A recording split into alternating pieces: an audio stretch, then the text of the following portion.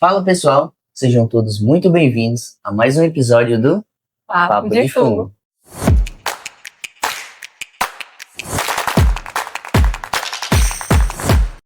Para quem não me conhece, meu nome é Caio Dourado Barbosa, sou um dos apresentadores aqui do podcast e hoje, juntamente com a Heloísa Farias da Silva, vamos falar um pouquinho de uma novidade na micologia. E para isso, nós convidamos uma pessoa para lá de especial, que é o professor Bruno Goto. Isso mesmo, o episódio de hoje ele é um marco para a história da micologia brasileira. Nós vamos falar sobre o nascimento da mais nova revista científica que trata sobre micologia, a Fungal Insights. Isso mesmo. Um projeto construído pela comunidade brasileira, né? Mas pensando para dialogar com a micologia global. Isso mesmo. E como o Caio falou, então, hoje vamos conversar com o professor Dr. Bruno Goto, que esteve aí diretamente envolvido na criação da revista. Então, professor, seja muito bem-vindo mais uma vez ao Papo de Fungo. Muito obrigado pelo convite novamente. Agora podemos falar de outra temática, Sim. Né? Uma temática aí, eu acho que bem apelativa para a comunidade em geral. A comunidade brasileira, sem sombra de dúvida, né? Que eu sei que a gente vai comentar sobre isso, mas é uma iniciativa, eu acho, que contempla que a gente precisa desenvolver em cenário nacional e, de fato, como vocês comentaram, um diálogo com o resto do mundo, né? Um diálogo global. E aí, para a gente começar, professor, a gente queria saber, né? Começar com uma pergunta fundamental. Por que a micologia brasileira precisa de uma revista própria? Uma pergunta excelente. Então, deixa eu fazer primeiro uma observação importante. Essa não é a primeira revista micológica nacional. A gente já teve uma revista brasileira de micologia. Ela se chamava Publicações do IMU, que é da Universidade do Recife. Foi criada na época do Augusto Chaves Batista. Né? Ele criou essa revista para publicar de forma mais dinâmica os dados que o Instituto de Micologia na época produzia de dado micológico. Só que essa revista deixou de existir, né, depois do falecimento do Batista, e a gente ficou com essa lacuna, né, de uma ausência completa de um veículo nacional, né, que pudesse ser um veículo de comunicação da micologia. A gente não tinha. Outra coisa que eu acho que é importante a gente ressaltar é que a micologia brasileira ela cresceu muito, né, nas últimas décadas. Então, o que reforça uma necessidade, já que a micologia cresceu, é a gente ter um veículo consolidado que permita que a gente divulgue isso. Quando a gente fala micologia cresceu, a gente tem que colocar alguns parâmetros aqui para que o pessoal entenda um pouco esse crescimento da micologia brasileira. Né? E nós temos um trabalho em desenvolvimento, não em desenvolvimento, mas já pronto, já submetido, que mostra esse cenário da micologia. Como é que são as principais linhas de produção, quais são os principais veículos, quem são os principais pesquisadores, e a gente viu claramente, nesse levantamento bibliométrico que a gente fez, um crescimento exponencial nas últimas 3 décadas aí do desenvolvimento da micologia brasileira, porque a gente fez essa busca em cima dos produtos produzidos por pesquisadores e instituições brasileiras. Então a gente fez esse levantamento para poder ter uma justificativa plausível e técnica de por que a gente precisa de uma revista nacional. Né? E deixa eu fazer uma correção, a gente fala de revista nacional porque ela foi estruturada, ela foi pensada, foi montada basicamente por pesquisadores brasileiros, mas ela não vai ser uma revista, um veículo nacional, vai ser um veículo internacional. Né? A ideia é que a gente converse com o mundo todo, tanto que o escopo dessa revista, que a gente vai falar um pouquinho mais para frente, é bem amplo. Sim. E o senhor acredita que essa revista ela veio para preencher justamente esse vazio assim que atravessou nessas décadas? O senhor disse que anteriormente a gente tinha uma revista, né, mas deixou de funcionar. Claro que ela é uma revista internacional, como o senhor falou agora, mas também impacta aqui o Brasil, né? Nós pesquisadores. De fato, a gente espera que exista esse impacto, né? Que a gente, de fato, o veículo se torne um veículo de comunicação para a micologia. Sim. Só que a gente não pode dizer que a gente tem um vazio. Acho que um vazio é muito forte, né? Nós temos veículos nacionais, revistas nacionais, excelentes, né? Que hoje são os principais veículos das publicações brasileiras. né? Então a gente tem veículos da microbiologia, né? Revistas dentro da microbiologia, o fungo está lá no meio da microbiologia. A gente tem revistas de botânica e a gente tem ainda revistas de ciência do solo, né? Então a gente tem muitas linhas de pesquisa. A micologia é transversal, a gente tem muita temática de micologia que usam os fungos como ferramenta, né, para entender as coisas ambientais. Então a gente tem veículos nacionais que servem, que permanecem servindo e permanecerão servindo como veículo de comunicação. Mas ficava uma ausência de uma identidade própria da micologia e, de fato, não tinha um veículo micológico, apesar dessa comunidade ter crescido e a publicação dessa comunidade também cresceu muito ao longo dos anos. Né? Isso, só para dar um dado concreto, isso saiu numa publicação em 2023 do grupo do pessoal da China, do Kevin Haig, que fez um levantamento, fez um consórcio sobre taxonomistas do mundo, e o destaque ficou entre Brasil e Tailândia, né, como grupos emergentes, países emergentes de formação de recurso humano na micologia. Então a gente já tem esses indicadores, esses indícios, mostrando publicações internacionais do crescimento da micologia. A gente só fez consolidar isso numa análise bibliométrica. Sim. Então acho que podemos dizer que não veio para preencher um vazio, mas para somar junto a essas outras revistas, né, que a gente já tem. Nós queremos somar com identidade, né? Agora a gente vai saber que é da micologia para a micologia. Sim. E aí também a gente sabe dos desafios, né, professor? Que hoje publicar é algo que se tornou extremamente caro, né? Principalmente em a maioria desses periódicos internacionais. Existem revistas assim cobrando valores até altíssimos, né? Por que isso assim acontece na ciência? Eu acho que tem uma matéria que foi fazer até a propaganda aqui do Boletim Microbiota, de um texto publicado pelo professor Sávio, da Federal da Paraíba, que exemplifica bem o cenário editorial, né? Então, as editoras se tornaram grandes conglomerados industriais, né, de produção com uma taxa de lucro muito alta, e eles coparam esses recursos das instituições, principalmente dos países. O recurso voltado para a ciência voltou-se quase que exclusivamente, ou bem massivamente, para a parte de editoração e publicação. Então a gente ia atrás de recurso no passado para desenvolver nossos projetos de pesquisa, e hoje a gente tem que buscar recursos não só para desenvolver o projeto de pesquisa, mas para poder divulgar, que deveria ser um processo muito mais dinâmico e aberto para que todos tivessem acesso, mas não é. A gente teve uma mudança no processo editorial muito grande nas últimas décadas, né? Então tem revista, como você ressaltou, que cobra $13 mil um artigo aceito para publicação. Isso é um valor muito alto, isso financiaria bolsas de mestrado, bolsas de doutorado, ou seja, formação de recurso humano na divulgação de uma única publicação. Então, a gente tem um desafio hoje que é tentar divulgar, que já não é uma tarefa fácil. Eu estou falando de divulgar cientificamente, né? Ou seja, publicar artigo científico como produtos das nossas atividades dentro dos laboratórios de pesquisa. Já é muito difícil conseguir recursos para financiar isso. Isso está se tornando impossível para as instituições bancar essa publicação. Então, sim, é um desafio. E a revista ela vem com uma proposta de fato diferente dessas propostas editoriais que a gente vê nas revistas, das grandes editoras, né? É um pagamento massivo, caro dessas publicações. Nossa proposta é oposta a isso. Sim, a gente realmente enfrenta esses problemas para publicar em algumas revistas, né? Desse valor muito caro. E a gente queria saber como é que isso influenciou na criação, né? Ali na estrutura da Fungal Insights. Desde o início já havia a intenção de criar esse modelo mais acessível para a gente publicar? Sim. Essa foi a primeira premissa. A ideia de criar a revista, ela não tinha como vir desassociada desse compromisso social, né, e científico que é da ciência aberta. Então, a plataforma que a gente está utilizando para as submissões dos artigos da revista, ela foi totalmente estruturada, montada e desenvolvida dentro da UFRN, né, nos moldes da ciência aberta.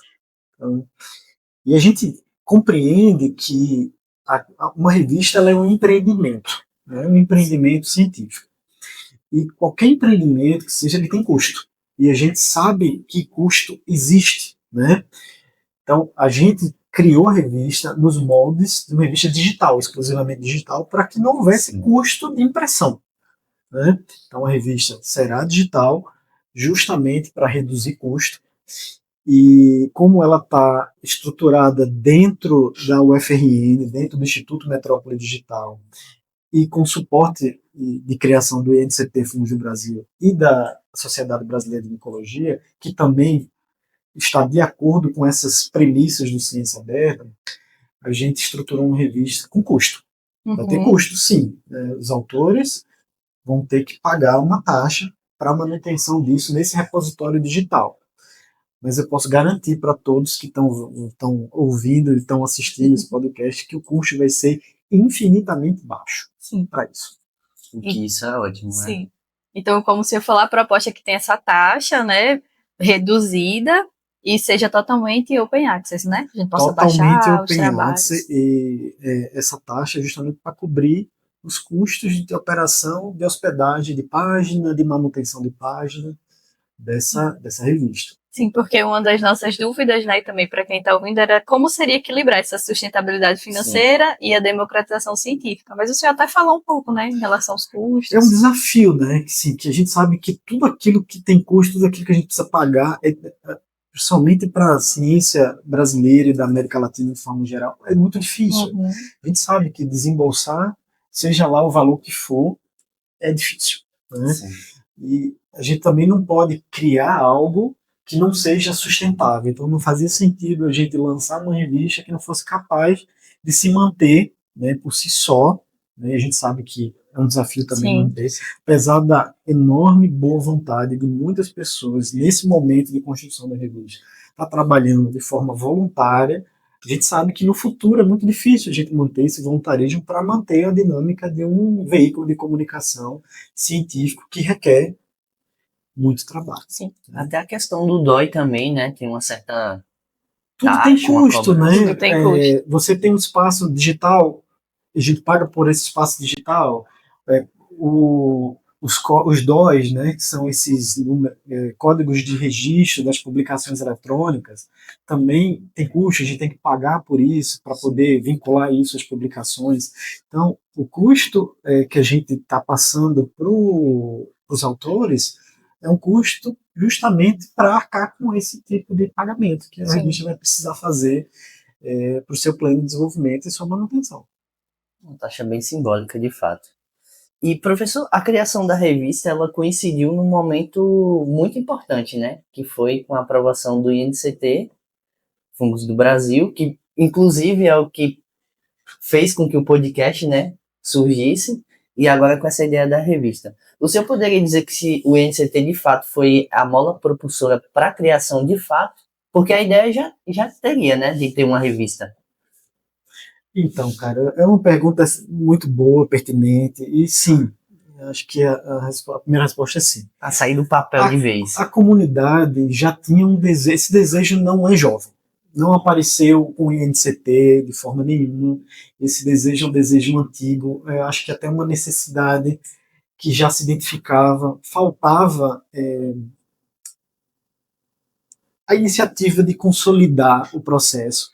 E a gente precisa também deixar claro que criar algo é relativamente fácil, manter é que é difícil. Sim. Então sempre houve uma preocupação, até nas outras gestões da Sociedade Brasileira de Micologia, com uma manutenção de um veículo científico, porque é um desafio manter isso, que a gente tem que ter recurso humano lá envolvido diretamente na qualidade, no rigor dessas publicações, nas publicações, nas bases de dados que precisam ser compartilhadas. Então, assim, tem muito trabalho envolvido nisso, né?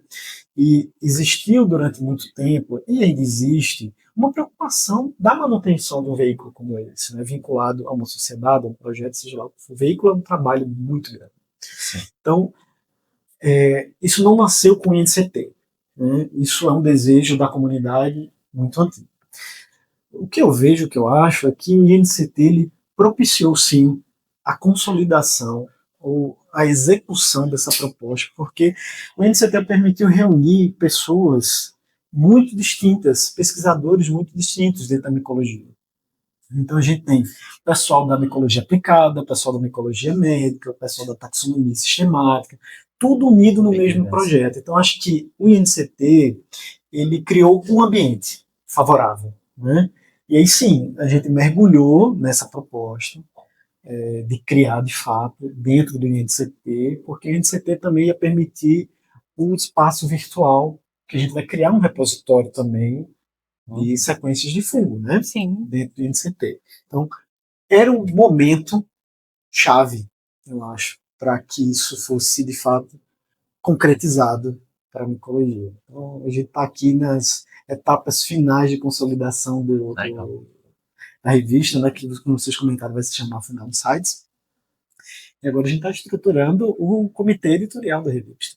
Né? Então, a gente está estruturando página direitinho para, na hora dos convites, a gente ter as pessoas engajadas ali. Legal. Em breve, então, Em breve. Não, já vai estar a gente funcionando. vai fazer muito em breve o convite oficial para submissão na plataforma já estruturada da revista.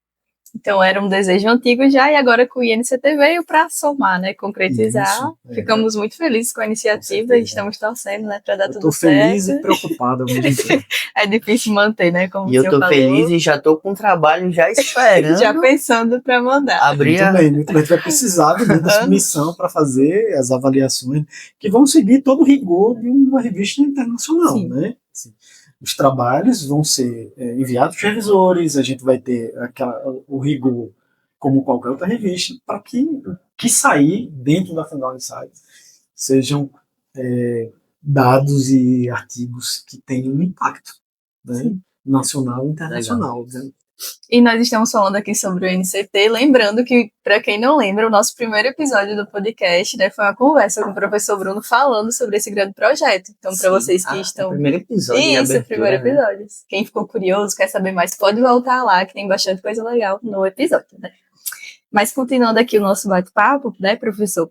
Essa revista, ela nasceu aqui com o senhor também na UFRN, com o suporte do Instituto Metrópole Digital, que vai hospedar ali toda a infraestrutura da plataforma. É isso mesmo? É isso mesmo. Então, assim, como dentro do projeto nós temos professores, inclusive fazendo parte do comitê gestor da proposta, professores da bioinformática, a gente descobriu no INCT que a gente tinha essa plataforma já estruturada dentro de um projeto de tese do professor Tetsu Sakamoto.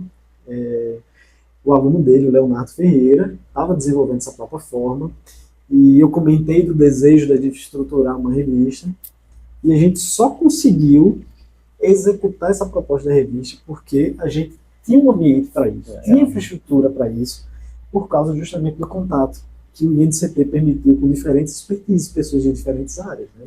Então, assim, é uma força conjunta entre micólogos que querem executar isso, bioinformatas que deram infraestrutura e uma estrutura informacional, que é do Instituto Metrópole Digital, que permite que a gente hospede tudo isso junto dentro desse projeto que é o INCT Fundos do Brasil. Assim, não foi uma coisa que a gente, vamos atrás. A contingência do projeto, a junção de pessoas com diferentes expertises permitiu o surgimento dessa revista. Acho que isso só reforça a ideia das parcerias, como elas são importantes, né? Como a gente não consegue fazer nada sozinho. Precisamos dessas... Na ciência a gente não faz nada só. Já diria minha orientadora há muito tempo. Ou seja, eu fui criado assim com essa filosofia. E a gente precisa de pessoas que estejam engajadas e que sonhem os nossos sonhos, né? Então, assim, quando a gente une pessoas com diferentes expertises que querem contribuir para uma coisa, um bem comum, a chance da gente conseguir executar e fazer a coisa acontecer é muito maior do que uma andorinha sozinha, né? Ela não vai fazer o verão, como um bando delas faria. Com certeza. E falando nessa integração, né, social, científica, a gente também teve uma participação, uma parceria fundamental com a Sociedade Brasileira de Micologia, né? Fundamental, né? Assim, a gente só consegue alçar um voo como a gente está querendo quando a gente tem pessoas colaborando. E nada melhor para fundamentar a seriedade, o compromisso com o rigor científico de uma revista de caráter internacional como essa que a gente está estruturando, do que ter conosco nessa estruturação a Sociedade Brasileira de Oncologia. Então, a diretoria da sociedade está diretamente mergulhada também nessa proposta, apoiando essa revista. E vai sair com chancela, uma excelente chancela. Acho que estamos vivendo um momento bem, hein? Sim. Porque tem uma revista agora de micologia, ainda tem um boletim microbiota para divulgação. Isso é fundamental. Esse é um ponto muito bacana que você tocou, né? Então, assim, hoje eu estou como editor-chefe, junto com o Jadson Bezerra, do Boletim Microbiota.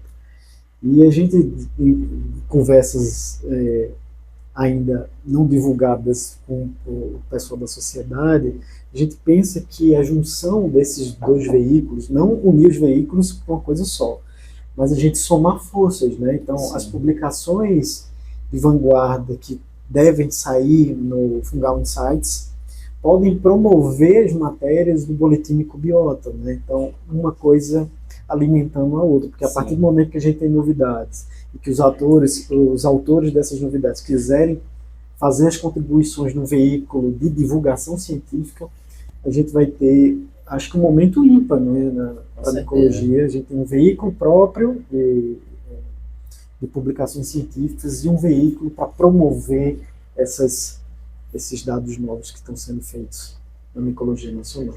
E assim, a micologia consegue chegar em outras pessoas, né? Cresça, né? Tanto a divulgação como o acesso. As pessoas veem que existe uma comunidade, existe uma identidade clara na micologia nacional, que falta um pouco disso ainda na micologia brasileira. A gente tem, por exemplo, algumas coisas que nos limitam, por exemplo. Dentro dos próprios órgãos de fomento, a gente não tem a micologia muito claramente representada. Às vezes, por exemplo, a gente vai submeter um projeto, a gente submete dentro da botânica criptogâmica, né, taxonomia de criptógamos, ou seja, criptógamos é um termo criado por Linneu em 1754. Então, assim, veja que até os órgãos de fomento, falta nos órgãos de fomento uma identidade micológica.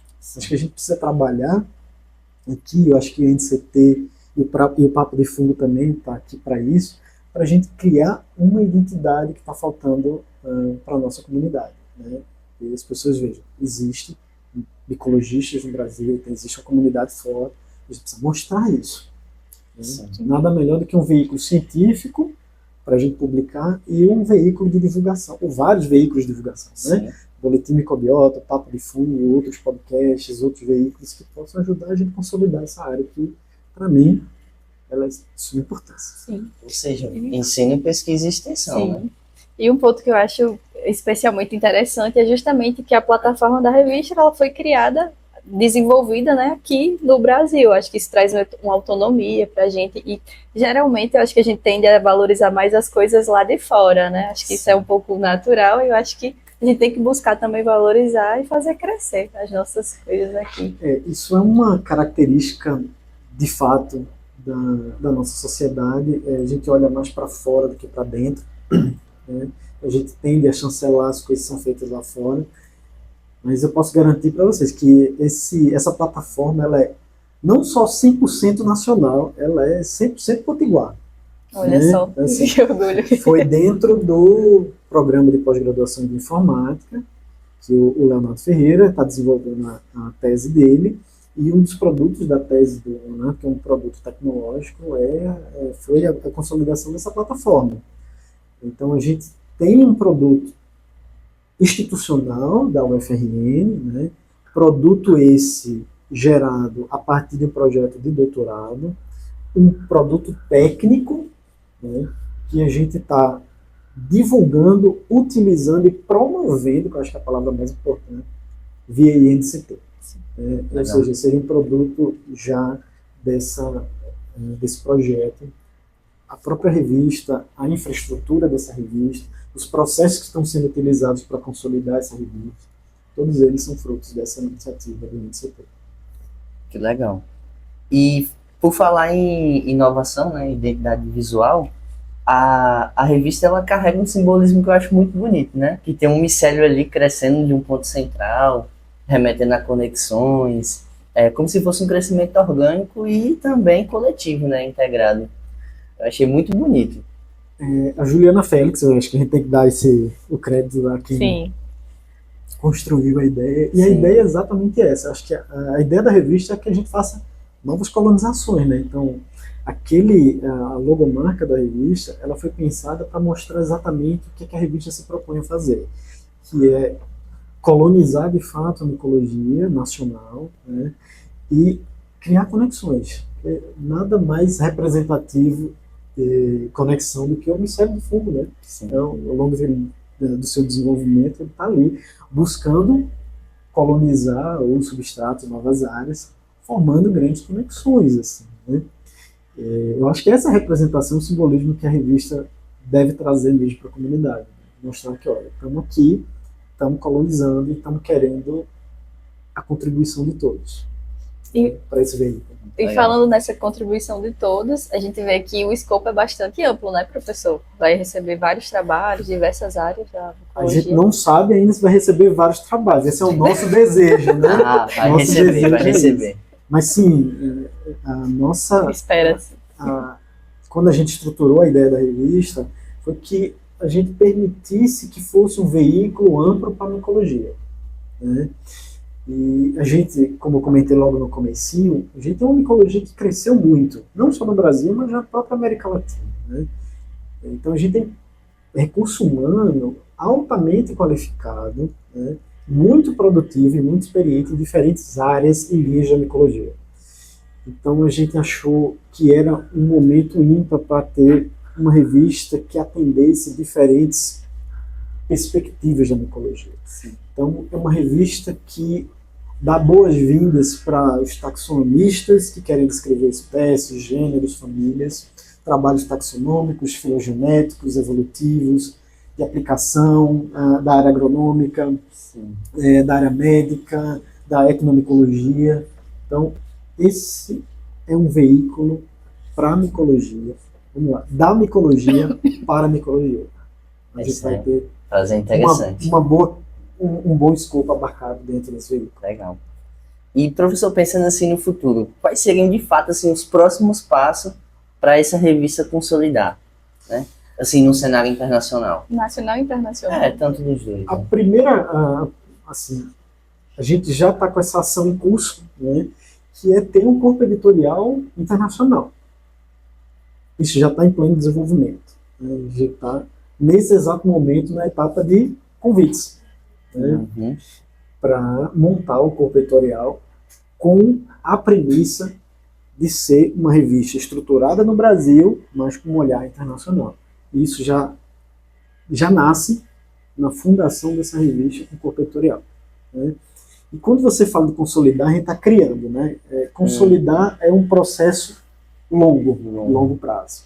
E a consolidação ela só se dá quando a comunidade vê seriedade no veículo e vê esse veículo como uma possibilidade de crescimento, né? E é isso que eu quero apostar. Eu tenho plena confiança, eu tenho plena fé, né? Acho que esse é o momento da gente ter fé que a comunidade vai abraçar essa ideia, porque é uma ideia que nasce do coletivo, para o coletivo. Não tenho dúvida disso. Se todo mundo da micologia brasileira, estou falando só da micologia nacional, pegar um produto, um artigozinho estruturado, de qualidade, submeter, eu tenho plena convicção que a gente pode alçar grandes voos nessa consolidação dessa revista. Ter trabalhos excepcionais, de grande citação, que tem repercussão internacional. Porque eu acho que é isso que seria a consolidação de um veículo como esse. Ele não só ser um olhar nacional, só um olhar brasileiro, mas lá fora olhar isso aqui é uma coisa que está sendo feita, bem feita. Isso é importante.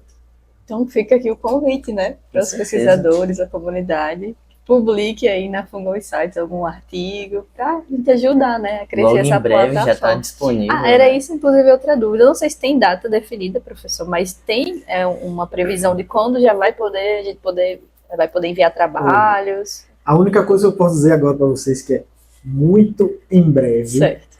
teremos boas novidades em relação a isso. Olha aí, Segundo então, semestre, quem sabe, né?